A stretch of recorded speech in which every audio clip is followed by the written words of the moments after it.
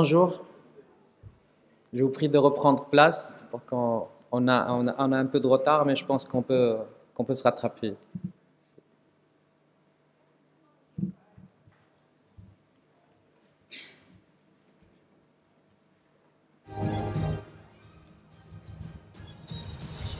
Donc les travaux d'aujourd'hui, dans le cadre de la conférence d'IPSA, continuent avec un panel qui s'annonce très passionnant, qui parle des systèmes communautaires portuaires et de guichets uniques africains dans le contexte africain. Vous savez aujourd'hui que c'est une opportunité magnifique pour les pays africains pour rattraper le retard en utilisant les nouvelles technologies. Et avec nous dans ce panel, on a le président du système communautaire portuaire de Djibouti, que j'inviterai à rejoindre le panel. You are welcome to.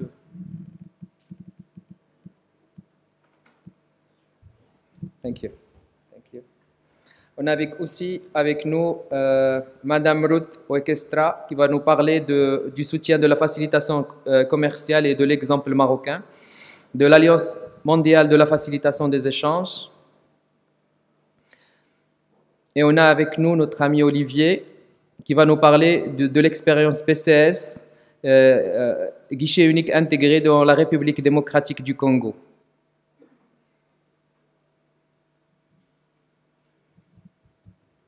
On va commencer la première présentation avec Mr. Warsama Mohamed, who will tell us about the port community system in Djibouti and what are the specificities of this system. So the floor is yours.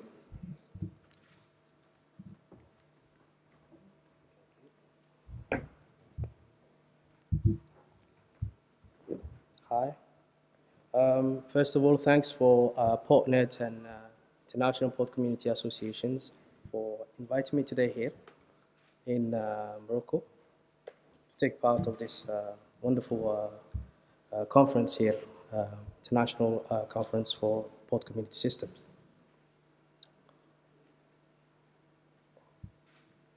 So building a PCS in Africa.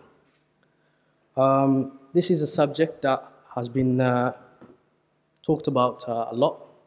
Many guidelines and procedures have been published by International Port Community Association, UNCFACT, etc. It should be noted that we did not make a distinction between single window and PCS in Djibouti. As such, we have used practically the same steps for setting up a single window by following up the recommendation 33. There is obviously no a one-size-fits-all approach. Every country is different in Africa. So I'm going to focus on the similarities and put emphasis on the specific components that are very important in building a PCS, for building a PCS in Africa. First one, which is the lead agency. As you know, the lead agency is different based on the country itself. So in Africa, we have finance ministries, trade ministries, transport ministries, port authorities, and also customs who are driving this program. The most important thing is that no matter what agency is driving the program, it should be a strong one with the necessary authority, influence, obviously the financial means and human resources to drive it properly. A clear mandate is ideal to avoid any interference from other governmental agencies and to avoid any delays in the implementation of the project. However, it is not necessary if the lead agency is powerful enough to drive the or provoke the change itself. So in Djibouti, we have Djibouti Port Free Zone Authority, who was driving the project before the setup of the Djibouti Port Community Systems. So this entity owns and regulates all the ports in Djibouti, as well as the free zones. It owns also the national airline for air cargo. It delivers the operating licenses for logistics companies like shipping agents, freight forwarders, ship chandlers, etc. And finally, it also collects the corridor tax road from the transporters in the transit corridor. So this is the structure of the Djibouti Ports and Free Zone Authority.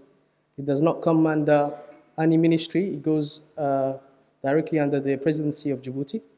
So all these companies are starting from Djibouti Port Community System, which is an IT company which operates the port community systems. And then you have all the Djibouti ports, the free zones, the Corridor Road Agency, and also some consulting companies that take part in the infrastructure constructions of Djibouti. So next we have stakeholder engagements. We have found that putting into place a steering committee made up of key decision makers from the stakeholders made our task a lot easier. This committee was made up of CEOs and chairmen from Logistics Companies Association, participating agencies, ports, custom agency, etc. The steering committee is in charge of the interagency regulations and also specifies the responsibilities of each agency. And it also enforces the operational agreements in place between the different agencies. Needless to say that operational agreements or SLAs should be in place between the Port Community System Operating Company and the other participating agencies. Those agreements should state the expected service levels, the support or any escalations procedure to avoid any confusions or problems later on. Obviously, we have scope. So the scope should clearly define and be accepted by the steering committee. And then it is this question that we were confronted to in the debate of yesterday, whether we should have long discussions and meetings to improve the current processes or to move straight ahead to the digitalization of the current manual processes. For us, basically, improving the processes are always a must. However, digitalizing the current manual processes will lead to some immediate gains in terms of faster access to information, reduction of duplicated data through the single submission, etc. And these quick gains can be used as a bolster to bolster the popularity of the PCS and invigorate the process, further process improvement.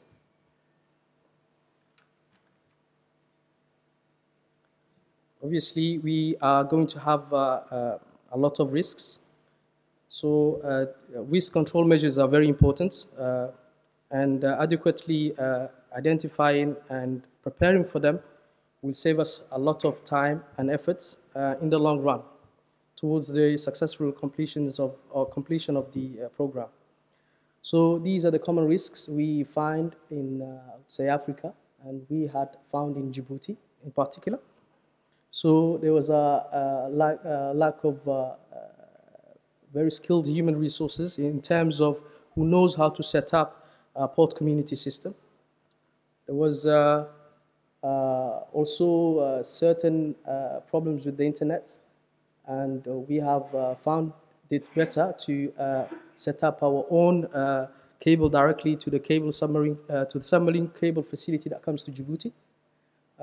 Obviously, there's power as well, and you have the resistance to change by certain stakeholders for a number of reasons. And these reasons can be perceived loss of power or influence resulting from the implementation of the PCS. And these can be corrected through training and communication, effective communication, I would say. And obviously, you have the delays in enacting the requisite legislative framework. There's nothing much to do about that because the long process it goes through. For us, we tend to focus on other area of the project while we wait for that, for the necessary laws to come into force. Or if the laws are not necessary, we engage directly with the other agencies that are participating in the program. We have training. Training we have found should be designed to enhance the stakeholder understanding of the PCS, because a lack of understanding led us to lose a lot of months in setting up the PCS in Djibouti. Also, it should accelerate the rate of adoption for new processes. So if they know the system, basically people will not give you the or tend to block the system. And also, obviously, to improve the skills of everyday users, those who are already using the system. Finally, we have communication. We Africans are very receptive to publicity, and one of the key ingredients, obviously, communication is one of the key ingredients to a successful PCS implementation. So if you don't talk about it, it's like it's not happening at all. So you should communicate the progress of the PCS implementation, the roles and responsibilities of the stakeholders, and the benefits or advantages as well. It should also inform the users or the stakeholders about the impact that PCS will have to their respective businesses or to their respective agency. This will enable them to engage with their respective risk management processes. About DPCS, yes, like we have said, DPCS comes under Djibouti Ports and Free Zone Authority. Basically, its mission is to increase the productivity of the operations and documentary submission of regulatory documentation submission of the to the PCS, basically. So these are the features we have. We have vessel management, vessel registration, arrival, departure, these type of services. We have port services as well. You have cargo management, custom integration, gate appointment system, and we also have an integrated online payment. It's online payment, but we had also provided the card, DPCS specific closed-looped card, with which the shipping agents and freight forwarders would be able to pay the port terminals, the port authorities, and participating, and themselves as well, between the freight forwarder and the shipping agents when they are exchanging the delivery order. These are our current stakeholders. We plan to have more, include as much OGAs as possible, other governmental agencies. And that's it. Thank you again for your attention.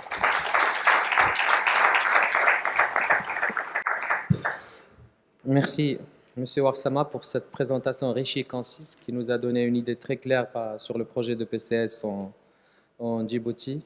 Voilà, pour la démarche, donc vous avez résumé, vous avez dit qu'il n'y a pas la démarche est presque la même dans la mise en place d'un guichet unique ou d'un port community system, bien entendu avec la condition de l'adapter avec la réalité de la communauté à traiter. Donc le système n'est pas une fin en soi, mais c'est les résultats qui vont compter pour la communauté et les changements que ça va apporter, le saut qualitatif que ça va apporter à la communauté. Donc sans trop tarder, maintenant là on passe à Monsieur Olivier qui va nous présenter l'expérience du guichet unique portuaire et du commerce de la République démocratique du Congo.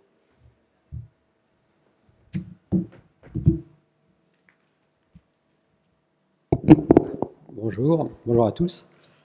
Tout d'abord, je souhaite remercier l'IPSASA qui nous a conviés aujourd'hui afin de pouvoir faire un retour d'expérience sur l'implantation du guichet unique intégral du commerce extérieur en République démocratique du Congo. Tout d'abord, je voudrais lever une dissonance cognitive. Donc moi, je suis Olivier Moreau. Sur vos différents documents, vous avez noté Stéphane Gauchon, qui est notre chef de projet, notre vice-président en charge de ce projet, qui malheureusement ne peut pas être là aujourd'hui. Il est actuellement à Kinshasa, à la demande des autorités, et il m'a demandé de le remplacer ici. Donc ne soyez pas étonnés que les photos ne correspondent pas avec moi.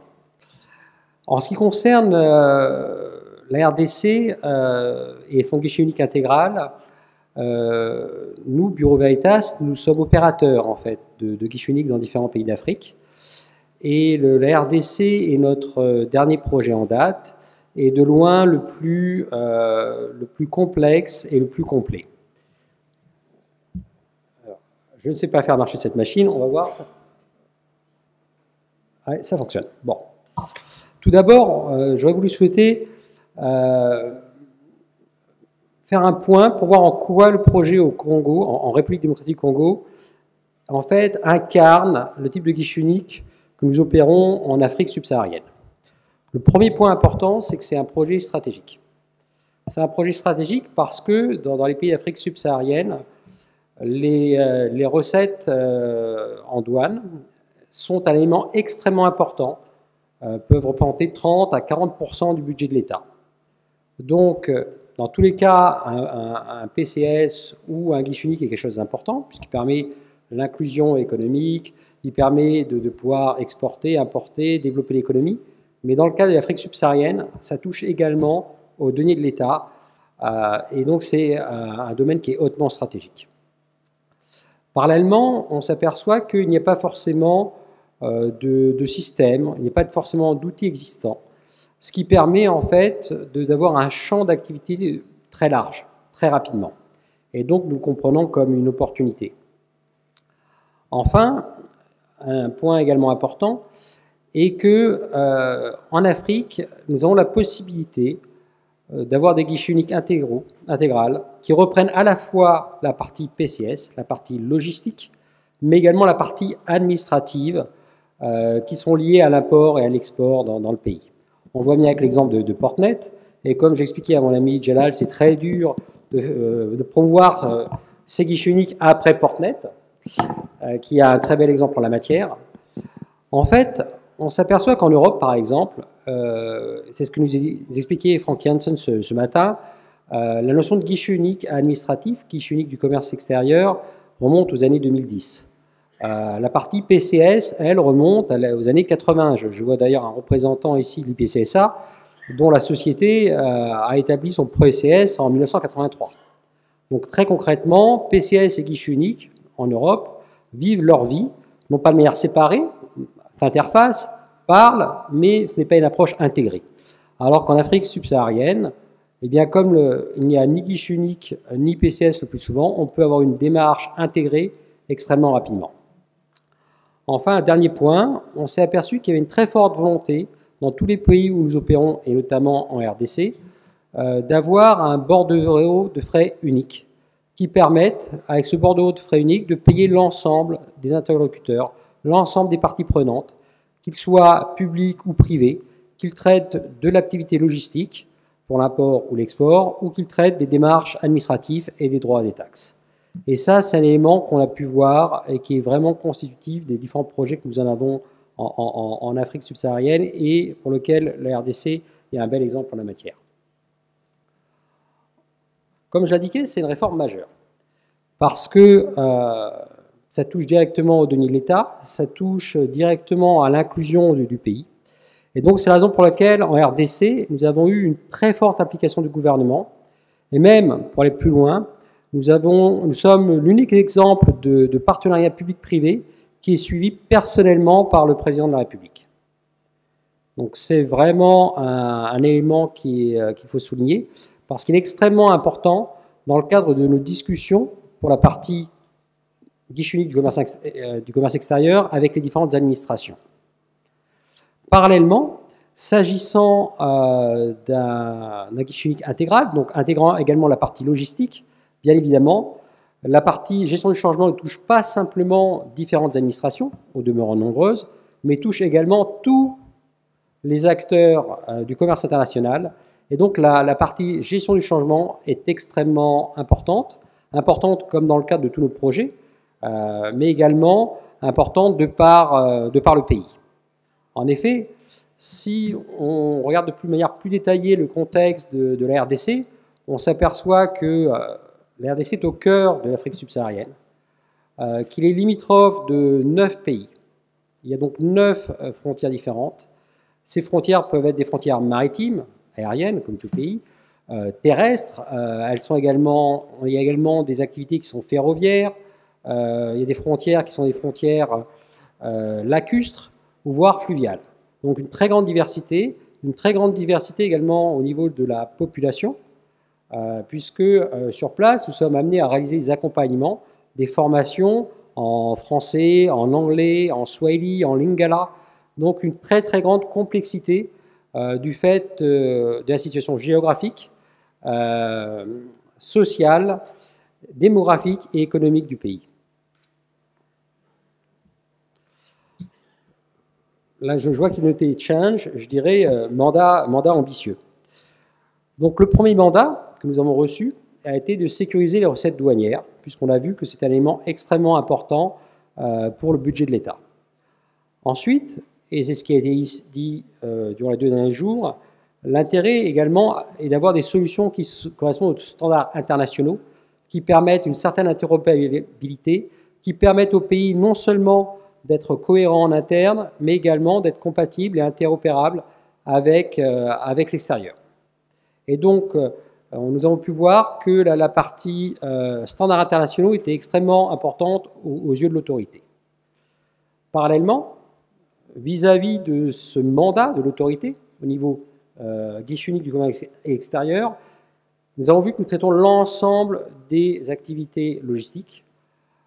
Et donc, cela veut dire quoi? Cela veut dire qu'il y a une réalité qui est extrêmement prosaïque. Ça veut dire que le port de Matadi était congestionné. Ça veut dire que les transit times dans ce pays immense, à l'infrastructure plus ou moins adaptée, étaient des transit times extrêmement importants. Et donc, ça veut dire que parallèlement à l'action régalienne, avec la délégation de services qui était reliée, nous avons dû travailler avec l'ensemble de la communauté pour réaliser des actions et générer des progrès extrêmement pratiques qui soient liés à l'activité économique de tous les opérateurs, notamment au port de Matadi. Ensuite, un dernier point, c'est que non seulement le but était d'améliorer l'existant, mais également de bâtir un futur et de s'en donner les moyens. Et pour cela, on nous a indiqué qu'il fallait non seulement simplifier, faciliter, mais fournir, et notamment via le biais de statistiques fiables, de se donner les moyens de pouvoir générer des politiques, que ce soit générer des politiques publiques ou générer des politiques au niveau de l'amélioration ou de la compétitivité de certaines places logistiques. Et donc, je sais bien que si on compare à l'Europe ou à l'Asie, il y a un certain décalage, mais il n'empêche que dès le départ, le fait de pouvoir documenter, d'avoir une information statistique qui permet de bâtir l'avenir était un point qui nous a été soumis. En ce qui concerne le périmètre, nous avons vu lors de nos dernières réunions qu'il y a plusieurs types de guichets uniques. Je crois que le représentant de la CNUSED nous indiquait que lui-même s'y perdait un peu entre tous ces guichets uniques. Très clairement, pour être extrêmement précis, nous ne touchons pas à la partie guichet unique maritime, qui sont l'ensemble des déclarations des opérateurs portuaires, enfin, l'ensemble des déclarations des compagnies maritimes, pardon, dans le cadre des formalités telles que préconisées par l'IMO. Donc, la partie moyens de transport ne fait pas partie de notre mandat. Par contre, nous sommes actifs sur 2 types d'activités. D'une part, la partie logistique, le contenant, le conteneur. Comment améliorer la gestion de ces contenants, comment fluidifier les processus physiques, logistiques. Et donc, c'est ce qui est appelé ici e-freight et qui se traite dans le cas d'un Cargo Community System ou d'un PCS, un Port Community System. Et nous avons intégré dès le départ la partie gestion du contenu, les positions douanières et l'ensemble des procédures et processus de type pré-dédouanement qui se rapportent à l'ensemble des importations et des exportations du pays. Habituellement, lorsque nous réalisons des guichets uniques intégrés, nous commençons par la partie logistique. Nous commençons par la partie portuaire et ensuite nous remontons dans le cadre des procédures parce qu'on considère que dans beaucoup de pays d'Afrique, jusqu'à 80% des importations et exportations proviennent du port. Et donc, quand gérant au préalable les activités maritimes, logistiques, portuaires, nous pouvons ensuite traiter l'ensemble des informations. Dans le cadre de la RDC, nous avons vu que la réalité est complètement différente. Pour la RDC, Matadi est un port important, mais c'est très loin d'être la source majeure d'import et d'exportation dans ce pays. C'est la raison pour laquelle, dans le cadre très spécifique de la RDC, nous avons fait l'inverse. Nous avons commencé par travailler la partie administrative, ce que nous appelons ici e-regulatory, qui traite donc du guichet unique du commerce extérieur. Et ensuite, dans un deuxième temps, nous avons traité les flux logistiques maritimes, au port de Matadi, et les flux logistiques routiers. Un point que j'aurais souligné, c'est que nous sommes interfacés et nous travaillons donc avec Asikuda, que je ne présente pas, qui est le Custom Management System développé et fourni par la CNUSED. Je tiens à le souligner, pourquoi? Parce que beaucoup de pays disposent d'Asikuda. Beaucoup de pays en Afrique, beaucoup de pays en Asie.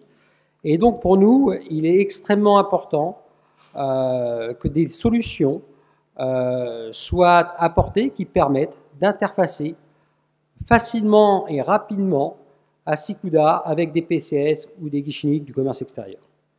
Ça ne concerne pas que ce projet, ça ne concerne pas que mon entreprise, ça concerne tout pays qui utilise Asikuda. Et comme Asikuda est très largement représenté sur le continent et ailleurs dans le monde, nous aimerions avoir des discussions avec la CNUSED afin de pouvoir fluidifier les interfaces, ce qui permettrait d'améliorer la compétitivité de beaucoup de pays. Donc, en termes de fonctionnalité, donc rien de bien spécifique. On en a parlé déjà ici dans le cadre de Portnet ou de nos collègues, par exemple du port de Djibouti. Donc, d'une part, avoir une plateforme centralisée qui permette de gérer non seulement toutes les activités logistiques de l'ensemble des modes de transport, qu'ils soient maritimes, terrestres, ferroviaires, fluviaux, lacustres, pour la partie Cargo Community System, et également toutes les procédures d'import et d'export du pays, et l'interface avec Asikuda. Tâche immense, comme vous pouvez l'imaginer. Pour ce faire, nous avons créé un opérateur. Cet opérateur s'appelle Segus RDC, donc Société du guichet unique du commerce extérieur de RDC, et c'est un PPP. En fait, nous avons voulu allier le meilleur du public et du privé. D'une part, le financement, le savoir-faire, la technologie apportée par le secteur privé, et d'autre part, la légitimité qui est garantie par les pouvoirs publics. Pour ce faire, donc, nous avons créé une société avec comme acteur le ministère des participations de l'État, qui représente l'État dans tous ces PPP. Et pour la partie privée, donc, nous avons Bureau Veritas.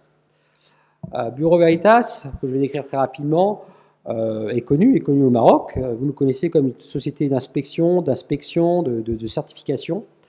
Nous sommes également acteurs dans le cadre de Port Community System et de guichet unique du commerce extérieur, du fait que notre raison d'être, c'est de rendre le monde plus sûr et plus transparent.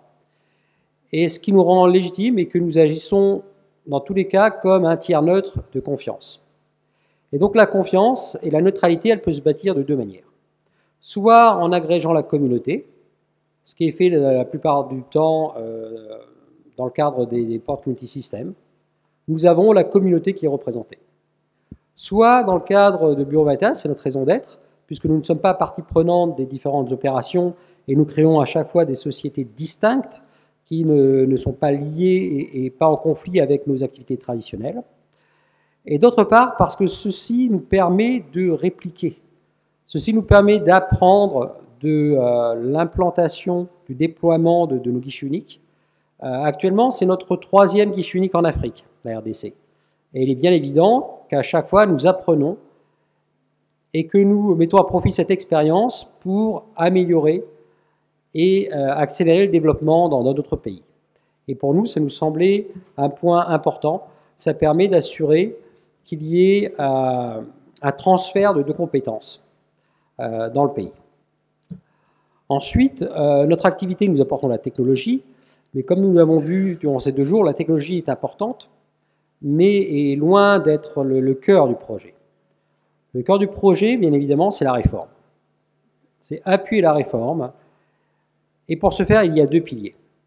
La gestion du changement, que je vais décrire un peu plus loin, et d'autre part, la revue des différents processus métiers, puisque c'est cette revue qui va être simplifiée, qui va être améliorée avec les plateformes technologiques qui sont prises en compte. Alors, cette diapositive, pour moi, est la plus importante. Bon, c'est pas la plus jolie, c'est peut-être pas la plus claire non plus, donc je vais vous la commenter.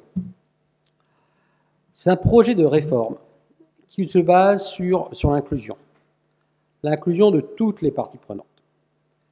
Toutes les parties prenantes au niveau administratif, avec les différentes agences de l'État, avec les différents opérateurs économiques, mais également toutes les parties prenantes en termes logistiques. Et s'agissant d'un guichet unique intégral, nous devons mener de front le guichet unique du commerce extérieur et le PCS en même temps. Dans un territoire grand comme la RDC, vous imaginez le challenge. Donc nous avons mis en place un certain nombre de comités, un certain nombre de commissions, parce que le maître mot, c'est l'inclusion et la consultation. Je reprends ce qu'indiquait Hans Rook il y a quelques minutes ce matin, sur le fait que la consultation est essentielle. Donc nous avons un comité de supervision, 7 ministres, qui se réunissent 1 ou 2 fois par an. Nous avons un comité de directeurs, qui est la cheville ouvrière du processus, 70 personnes, qui se réunissent tous les mois, avec tout le secteur privé, les différents syndicats professionnels, les différentes agences, le secteur public, avec les agences publiques, le gouvernement, des représentants de la primature, des représentants de la présidence. En fait, pour avancer à marche forcée sur ce projet, nous devons faire en sorte que tout le monde soit informé en temps réel, qu'il n'y ait pas de déficit de communication et s'assurer une adhésion de l'ensemble des acteurs. Alors, je ne cache pas que ça a été difficile au départ. Regarde tous les acteurs, bien sûr, c'est un projet qui peut faire peur, et l'inconnu fait peur. Maintenant, on a beaucoup communiqué et on a voulu rencontrer tout le monde et s'assurer que tout le monde soit au courant en temps réel afin d'éviter les freins. Il y a des commissions qui sont permanentes, par exemple la commission de suivi, qui représente les différentes parties prenantes. Il y a des commissions ad hoc. Donc ça peut paraître extrêmement complexe sur cette diapositive, mais c'est le rouage essentiel qui a permis la gestion du changement. Et donc à ce titre, pour nous, c'est extrêmement important. Inclure et consulter, pour nous, c'est la partie essentielle de la gouvernance qu'amène à un guichet unique du commerce extérieur et un Port Community System. Donc les acteurs, vous les connaissez, les acteurs classiques, tous les acteurs qui sont partie prenante du commerce international. Ce qui fait la particularité de Ségus-RDC et de nos différents projets, c'est la mise au point d'un bordereau de frais unique, qui fait en sorte que ce soit beaucoup plus simple de régler l'ensemble des frais, que l'ensemble des frais soient réglés, qu'il n'y ait pas d'impayés, ni au niveau public ni au niveau privé, parce que l'on considère que c'est une composante essentielle de la modernisation. Permettre à tous les acteurs de pouvoir bénéficier de revenus réguliers, parce que dans des pays où vous n'avez pas forcément beaucoup de capital social, c'est indispensable pour les sociétés qui sont partie prenante du commerce extérieur de pouvoir bénéficier de leurs revenus aussi vite que possible. En ce qui concerne la couverture, donc notre mandat est très ambitieux. Nous sommes en chemin. Cela fait maintenant 3 ou 4 ans que nous opérons, que nous implémentons, déployons et que nous opérons ce guichet unique. Et je suis d'accord avec ce que disait M. Biya, le président de la ACE, lorsqu'il expliquait qu'ils avaient mis 8 ans pour pouvoir démarrer, suite aux besoins de cohérence, d'adhésion, de consensus, de regrouper tout le monde autour de la table. Clairement, nous n'avions pas ce délai. C'est pour ça que nous avons créé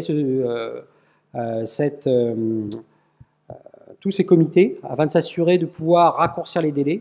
Actuellement, au bout de 4 ans, nous avons tous les processus qui sont opérationnels pour la partie administrative, import-export, et nous avons également les processus logistiques terrestres et maritimes qui sont en activité.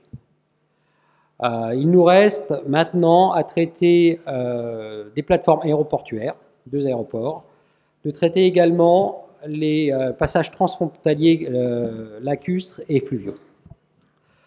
Pour être proche de l'ensemble des opérateurs, même si vous avez des commissions, il faut être sur place.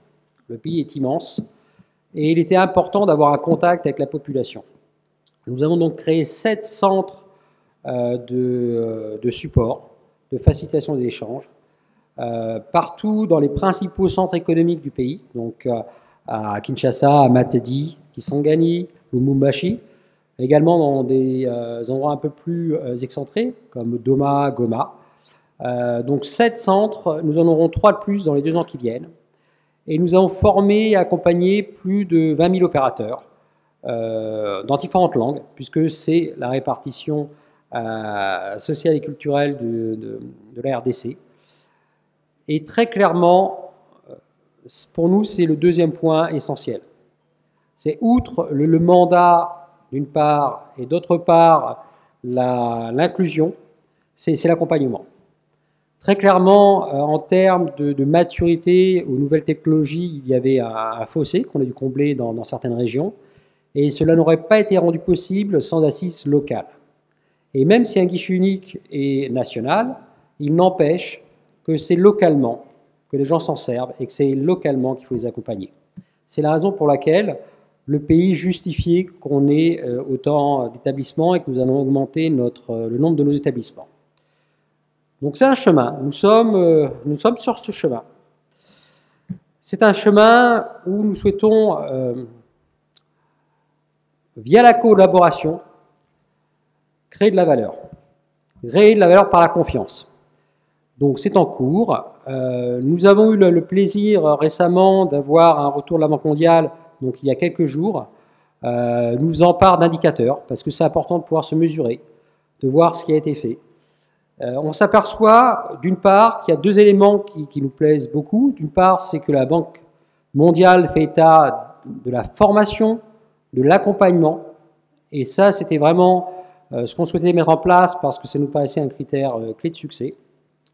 Ensuite, en termes de résultats, on voit une diminution de l'ordre de 200 heures, 250 heures, 120 heures, ce qui se compte en jours. Et ça nous semble un premier progrès. Maintenant, très clairement, malgré ces progrès, la RDC ne figure pas parmi les leaders, très clairement. Donc ça veut dire que c'est un chemin encore pour quelques années, et nous attelons tous les jours à vouloir remporter ces défis. Je serai à votre disposition pour des questions un peu plus tard. Merci.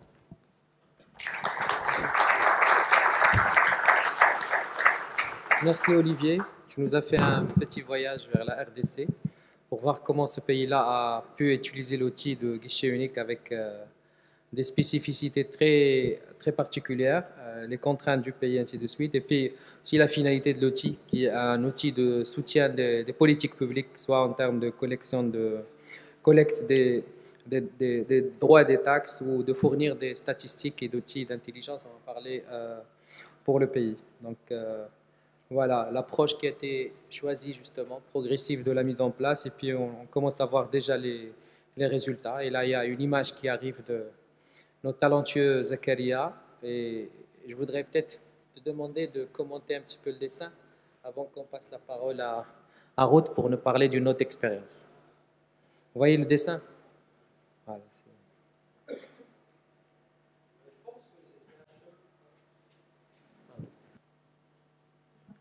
Alors, oui, donc c'est un chemin.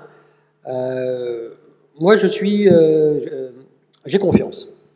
On s'aperçoit que Portnet est une très belle référence.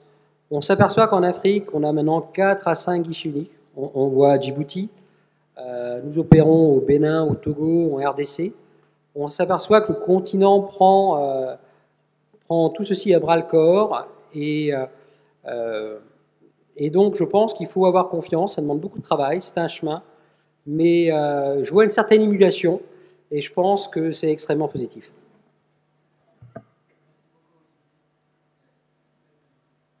C'est bon. Merci beaucoup, Olivier.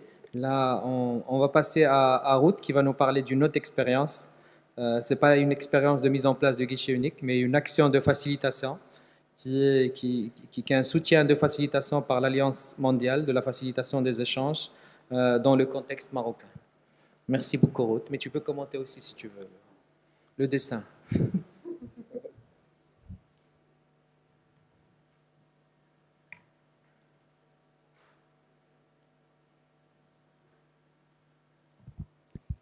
Thank you, Jamal.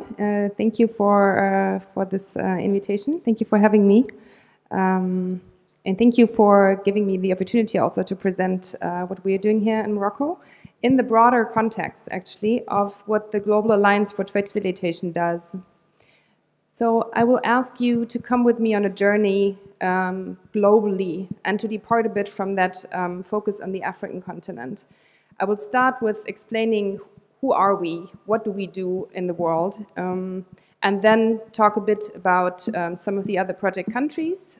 We also have 2 active project countries in Africa, and then speak a bit about the Moroccan experience and the journey that we have just started this year. Let me actually start with introducing myself. I'm Ruth Hoekstra. I'm working with GIZ, the German Agency for International Cooperation. I'm based in Germany. GIZ is an implementing partner of the Global Alliance for Trade Facilitation. We are active in Morocco since 1975. There's a long tradition and a long history of cooperation with different government agencies and ministries. We are very, very proud and honored to look back on such a close and long collaboration. This project specifically here in Morocco is under the wider heading and using much more of the networks and expertise of other organizations with which we have partnered up. So where does our story start? The Global Alliance for Trade Facilitation starts with the WTO Trade Facilitation Agreement that was agreed in 2013, entered into force last year, and is set to offer, once it's implemented, tremendous benefits globally at a global scale. There's a couple of numbers listed here. For example, what the WTO says is that 20 million new jobs can be created, the vast majority of them in developing and least developed economies. There's a huge expected reduction in trade costs. There's a potential boost and a greater impact on GDP than many other measures, especially the reduction of tariffs. So what are we looking at? We're looking at facilitating trade across borders under this agreement that many of us work under and that many of us also support. And this is also the starting point of the Global Alliance for Trade Facilitation, which was created at the 10th Ministerial Conference of the World Trade Organization in 2015. So who are we? We have 4 managing institutions, 4 host organizations that you see in the middle. It's the International Chamber of Commerce, the World Economic Forum. We have CIPE, which is the Center of the International Promotion of Enterprise. It's a US-based organization. and GIZ as the implementing partner of the Global Alliance with its global network of representations. We are funded by now by 6 governments: the German government, the UK, the American, the Canadian, the Australian, and newly joined the government of Denmark. And we have a number of global enterprises that are part of the alliance that say we would like to bring in our expertise, our time, our resources, our networks to actually support the implementation of the agreement and really look at cross-border choke points, at cross-border bottlenecks to work on these jointly. I think by now, active members, we have a little more than 20. There's more than 300 associated in the network that have participated in the different countries and at project level. So what's our mission? The mission is really to have this partnership. It has been emphasized so many times already today, and I think this shows how important it is, and it also shows the value of it.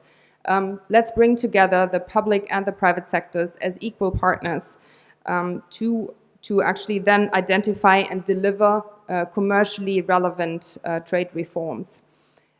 What does this commercially meaningful or relevant mean? It means that we actually look into establishing indicators where we can produce de facto results that can be felt on the ground by the economic operator.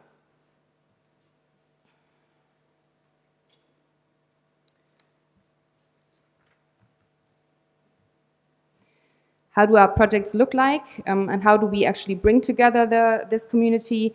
We have globally, and I will show you a map in a minute that will show you how and where we are active in the world. We always try to bring together the government with the local private sector, feed in the expertise of the global private sector, and then benefit from the resources of the host organizations from the Global Alliance. This is how projects are constituted, and this actually very well links to how port community systems are set up. And this is always the framework under which we also engage, right? In every project country, we very, very, very closely cooperate with a single window. We always engage in the context of the PCS. And it's this joint approach that always falls on fertile ground. The more advanced a local PCS and a single window, the more successful can also this approach be. How do we do it?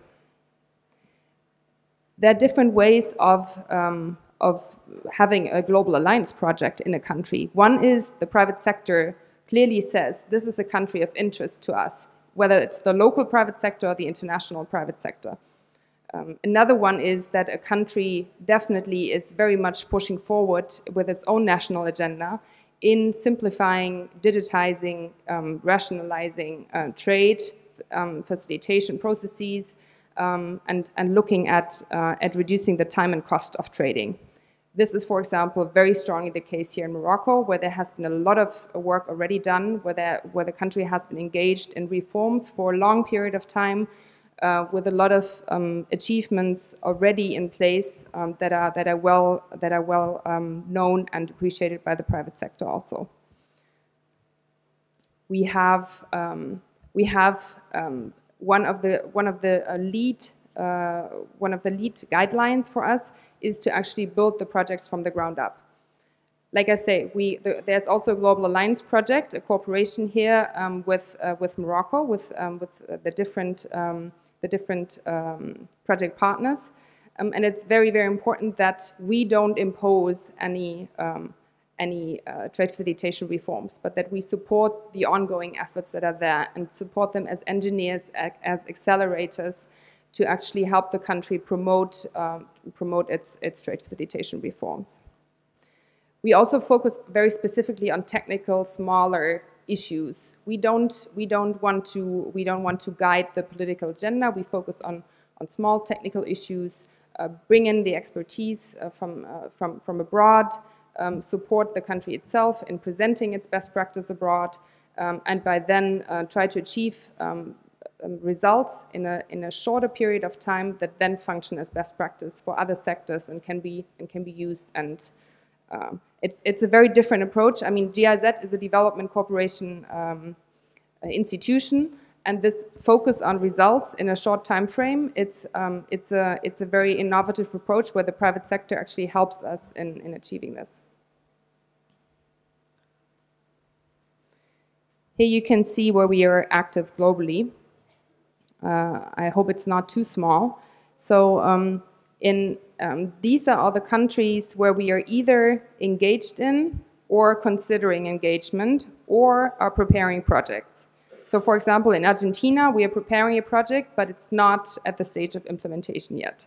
So we are starting, we're doing trainings, we're doing analysis, but we're not engaged yet.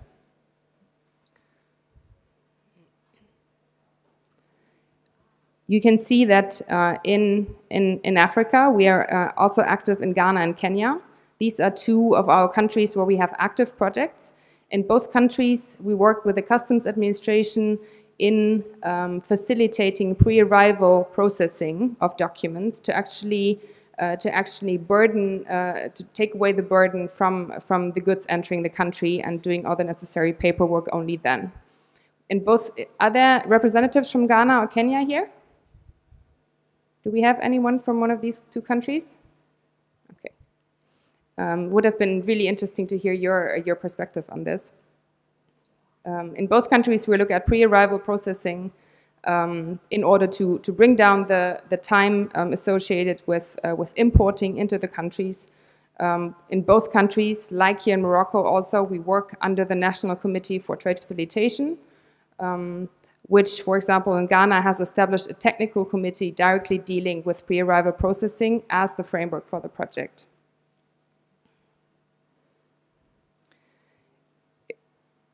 You see an overview of the different countries, and that's why please come with me on a journey globally. We're not only focusing on Africa. We're active globally in a number of projects, and these are the active ones. You will get the presentation to have a look. So when we zoom in to what's happening here in Morocco, I feel like I'm not the best placed because there's very close project partners in the room, and I would gladly like to invite you to add on to what I'm presenting here.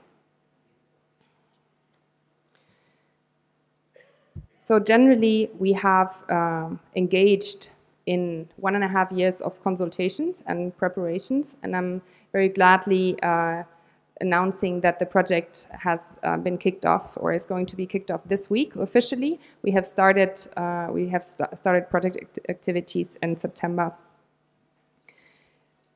The project is focusing on supporting electronic systems and paperless trade, digitizing different trade processes. And Morocco is already working towards reaping the benefits from the opportunity of digitization, as we have heard also this morning in different presentations. The national agenda supports the simplification, digitization of trade documents, and this is based on the tremendous work done by Portnet and other actors here. And it's in this framework that the Global Alliance project was developed and agreed with the administrations and the trade community. The project is managed by the Directorate General for Trade at the Ministry of Industry, Investment, Trade and the Digital Economy, and by our other project partners, the National Port Agency, Portnet, and the National Food Safety Office, ANSA. Work in general is carried out jointly with Moroccan associations and business partners.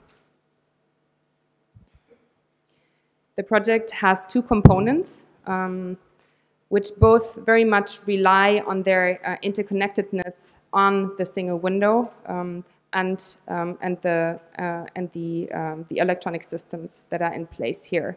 The ecosystem in Morocco allows for a very good integration of these projects to help them advance very specifically. The one is focusing on simplifying and digitizing the weighing process at Morocco's main ports. So it's focusing on facilitating the trade at the port. The second one is looking into introducing and sharing electronic phytosanitary certificates, which is an exciting international initiative that is being piloted right now. And there's interest to join this pilot and to actually introduce these electronic certificates as one example of how Morocco also in the future can directly exchange electronic trade documents with other trading partners. I will not go too much into detail. I'm happy to answer any questions. And once again, I would invite the project partners to complement. I just want to show you some of the pictures. We have been, since September, we have been engaging in business process analysis, trying to establish what is happening right now, trying to hear all the different perspectives, both from the involved private and public sectors. We have visited several of the weighing bridges at the port and have understood that there's a lot of potential, a lot of different initiatives ongoing, and a lot of suggestions actually of how to improve the situation already. It was a great process also to jointly have these interviews and to jointly start this business process analysis that we will continue over the next 2 months. So this was for component 1. This is another picture, some further pictures for component 2 for the introduction of ePhyto.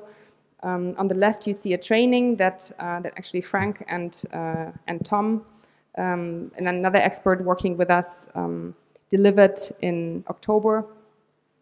And then we looked at the documentation process of ONSA at the port. This is my final slide that I would like to conclude with. What are generally our success factors? I think one is actually the very last one that you see on the slide. It's complement existing initiatives and measures and be engineers of a wider whole.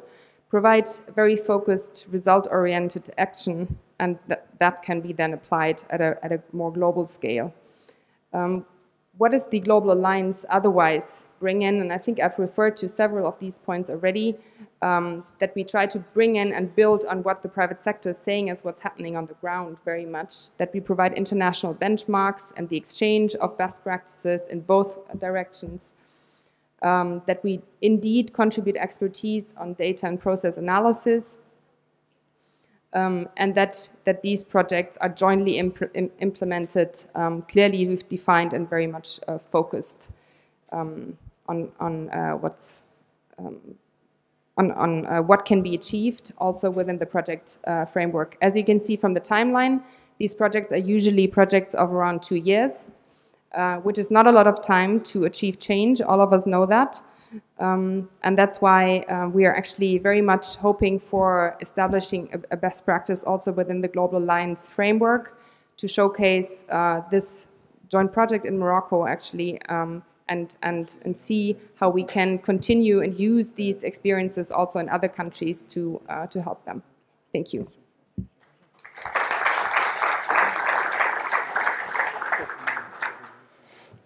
Merci beaucoup, Ruth. Tu nous as rappelé un petit peu ce que ça représente au niveau de l'accord, de la facilitation des échanges comme potentiel pour le commerce mondial. Justement, donc, tout ce potentiel qui existe pour tous les pays et qu'on peut justement utiliser comme levier de développement de tous les pays.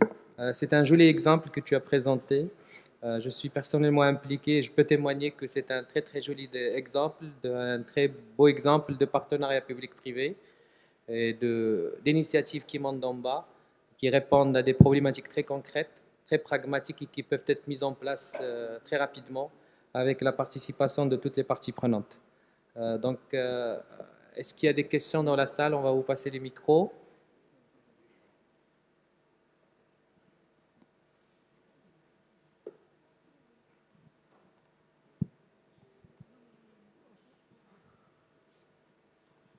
Vous pouvez un petit peu commencer par la fin pour encourager les autres à poser plus de questions.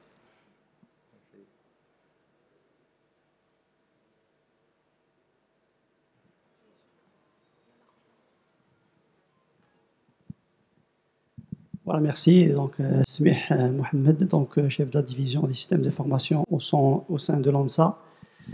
Je vous remercie infiniment pour votre invitation et je vois que c'est un événement très important qui permet l'échange d'informations et connaître quelles sont les évolutions et les différentes possibilités techniques et administratives.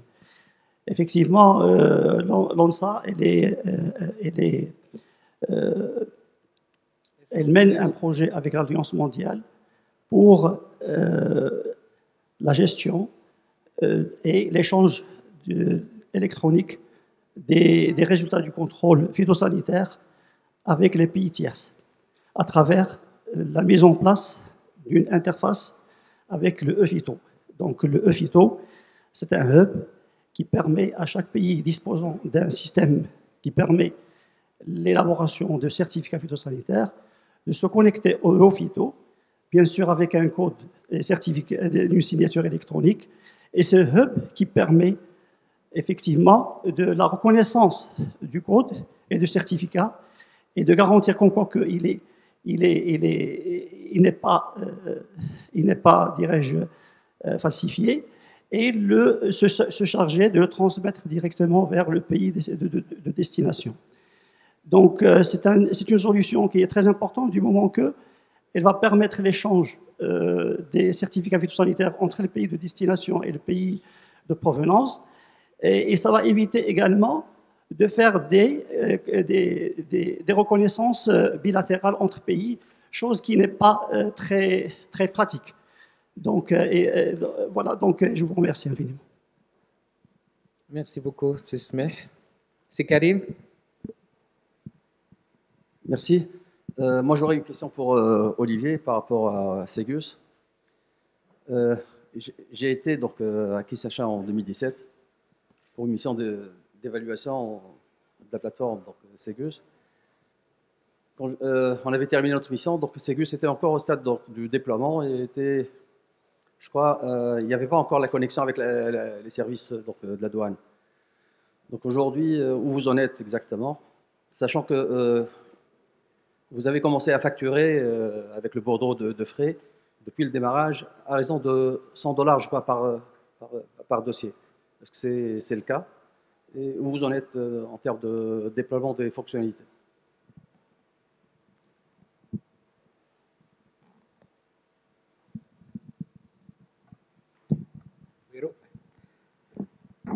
Oui. Alors, tout d'abord, je ne connaîtrai pas forcément tous les détails puisque je remplace ici mon collègue. Maintenant, je vais répondre à votre question. La première, c'est que nous avons, comme je l'ai expliqué, nous avons les activités de prédédouanement qui sont opérationnelles, les activités de PCS au port de Matadi qui sont opérationnelles et les procédures TRS qui sont opérationnelles. Nous avons encore à travailler et à finaliser la partie lacustre, les parties ferroviaires et aéroportuaires. Ça, c'est le premier point. Le deuxième point, ainsi que je l'ai indiqué dans la présentation, et ce n'est pas qu'en RDC que nous avons rencontré le problème, nous avons fréquemment beaucoup de mal pour nous connecter avec Asycuda. Et comme je l'ai indiqué, ce n'est pas un problème de RDC, ce n'est pas un problème de ma société, c'est un problème qui concerne l'ensemble des pays qui utilisent Asycuda. Donc plusieurs dizaines de pays. Et nous souhaiterions, en tant qu'utilisateurs, comme d'autres pays, pouvoir faire en sorte que cette interconnexion, cette intégration, cette interface plutôt avec Asycuda se fasse de manière beaucoup plus rapide. Parce que ceux qui pâtissent des différents retards, ce sont bien sûr les investisseurs, puisqu'ils investissent de l'argent et à un moment donné, il faut un retour, mais ce sont surtout les pays qui entament les réformes. Et une réforme prend toujours des années. C'est ce qu'on vient de voir ici, on vient de voir au Maroc, on le voit en RDC, on l'a vu dans d'autres de nos projets. On a eu le retour de M. Villa hier sur le Cameroun. Ces projets de réforme prennent toujours plusieurs années. Maintenant, s'il est possible d'accélérer, il faut le faire. Accélérer, ça veut dire quoi? C'est-à-dire, d'une part, avoir une certaine méthodologie, et vous avez vu celle que j'ai décrite, qui est d'inclure l'ensemble des protagonistes le plus rapidement possible et faire en sorte qu'il y ait un momentum, qu'on ne perde pas le rythme, mais aussi et surtout faire en sorte de pouvoir intégrer l'ensemble des parties prenantes au niveau informatique. Et ça, très clairement, lorsque vous avez des administrations locales, ça se passe localement. Quand vous avez un système douanier qui est fourni par la CNUSED, ça se passe au niveau de la CNUSED. Et clairement, ça touche l'ensemble des pays qui travaillent avec Asecuda. J'espère avoir répondu à votre question. Compte tenu du fait qu'on est en dépassement de temps, je pense qu'on va vous inviter à une pause. Il me manque que de remercier les brillants panélistes pour leurs interventions et de les inviter à une photo de groupe. Voilà, donc je donne rendez-vous ici d'ici 30 minutes pour reprendre l'autre panel. Merci beaucoup. Je vous applaudis.